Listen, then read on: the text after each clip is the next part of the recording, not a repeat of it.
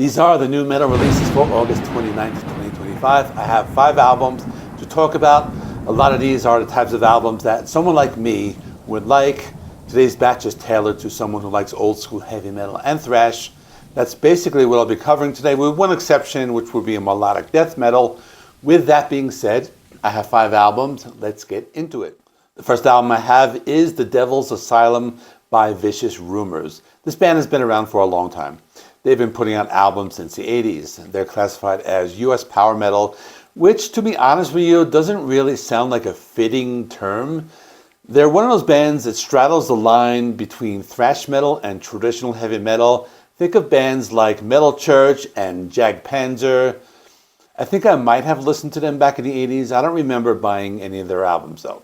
But what I heard was enjoyable. I like the music a lot. The first song is called Bloodbath. Has some thrashy guitar riffs, some fast drum beats, and vocals ranging from powerful metal vocals with some high-pitched screams. Then right after that is Dogs of War. This one had more of a heavy metal sound. I got some classic Iron Maiden vibes from it. Most of the other songs have that classic 80s old school metal sound.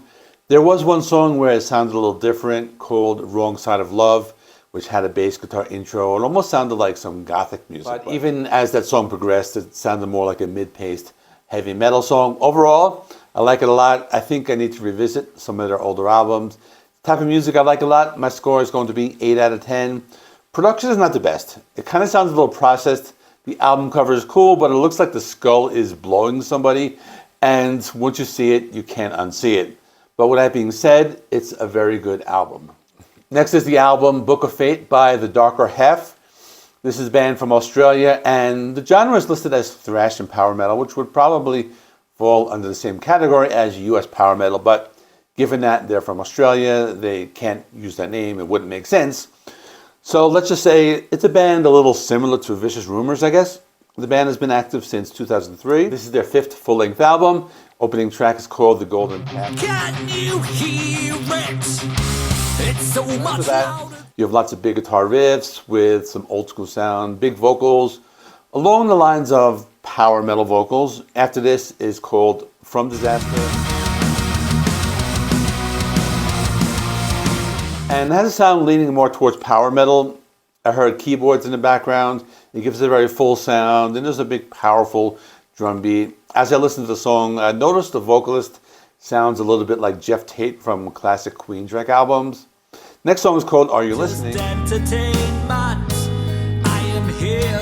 Which I would say could be classified as a power ballad, but it's one of those darker power ballads, if that makes any sense. There's also a track called Something Sinister, which leans more towards thrash metal with a fast pace and lots of guitar riffs. Overall, it's a good album. I liked it a lot. First time I ever listened to this band before. It's definitely the type of music I can get into. So I will give this an 8 out of 10. I think it's a really cool band, and I'm interested in hearing more about it. This is the album Legion of the Grave by the band Rising Steel. They are a French heavy metal band and have been active since 2012. This is their 4th studio album. As you can see by now, I'm covering a lot of classic metal. The opening track is called Betrayal. And what you get is basically what you would expect. It's basically what you see on the album cover. You have lots of big guitars, powerful vocals, similar to someone like Ronnie James Dio. Next track is called King of the Universe. I like this one a lot. It has that classic galloping guitar sound and some audible bass guitar. That's always cool. Third track is called Black Martin. Starts with arpeggiated chords, played with clean guitars. So by the third song, you're getting something that sounds like epic doom, maybe something along the lines of Candlemass. Then the track right after this is a track, or the title track, and it sounded more like speed metal, and there are some powerful drums and more of those galloping guitars. The rest of the album is classic heavy metal. There's one track that stood out called Dead Mind. I liked it because it has a cool drum and bass intro. I'm going to say this would be the best of the first 3 albums. I thought there was more variety on the album, so I'll go a little higher this time. I'll give it an 8.5 out of 10. First time I've heard this band, but the album cover's cool. That really caught my eye. And I think that's why I chose to listen to it and review it. So basically with the album cover, like what you see is what you're going to get. Next is the album Forbidden Morals by the band Void. It's an American thrash metal band that formed in 2019. It's their second full-length album. The album opens with an intro track, goes into the title track. First thing I thought was that they sounded like Megadeth from their Killing Is My Business album, but with some vocals and sounded closer to Paul Baloff from Exodus. So in other words, it's another old school sounding metal band.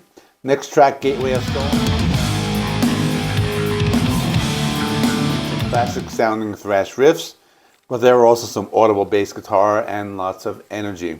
They followed it up with more classic metal with a track called Judas Cradle.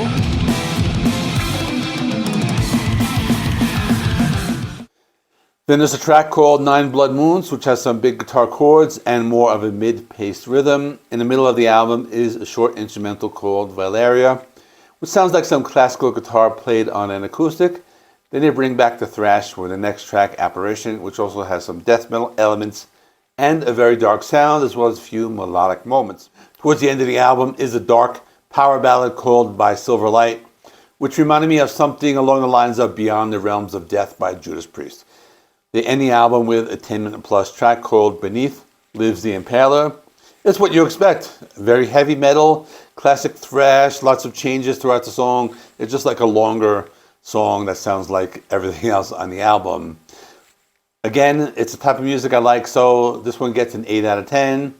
I never listened to the band before, but I'm interested in checking out more of what they do. Last band is the only one that's a little different than the rest of them. The album is called The Immortal, and the band is called In Mourning.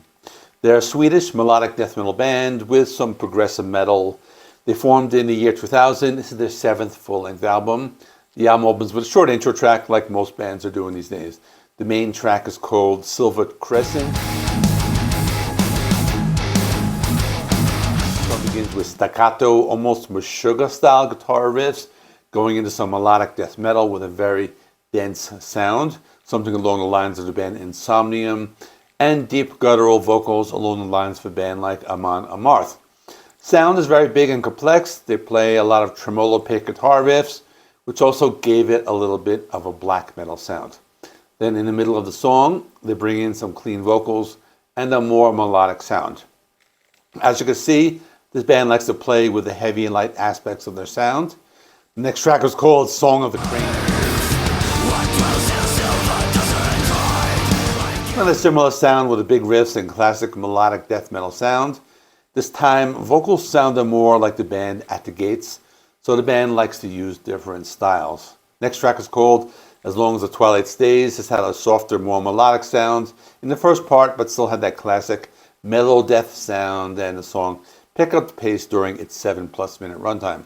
Another strong track was called The Sojourner. Video, it has a classic Gothenburg sound. Also a track that sounded completely different was called Motionless Sky, featuring a soft acoustic sound and softer clean vocals. It was one of the shorter tracks at only 3 minutes, but shows that this band is willing to experiment with different sounds and feelings. Overall, another strong album for the week. I'm going to give this one 8.5 out of 10. I think if you're a fan of melodic death metal with a little bit of progressive metal and a little bit of black metal, I think you would enjoy this. And it's for fans of bands like Insomnium, At the Gates, and maybe some Meshuggah. So that is all for this week. Check out last week's episode right here. I'll be planning a best metal album of August video, which will be hard to compile. There were so many good albums this week, but I'm going to wait a few days for that just to be able to re-listen to a couple albums. But anyway, please give this video a like and subscribe if you're not already. I do rock and metal reviews, rankings, and more. Thanks for watching. I will see you in the next one.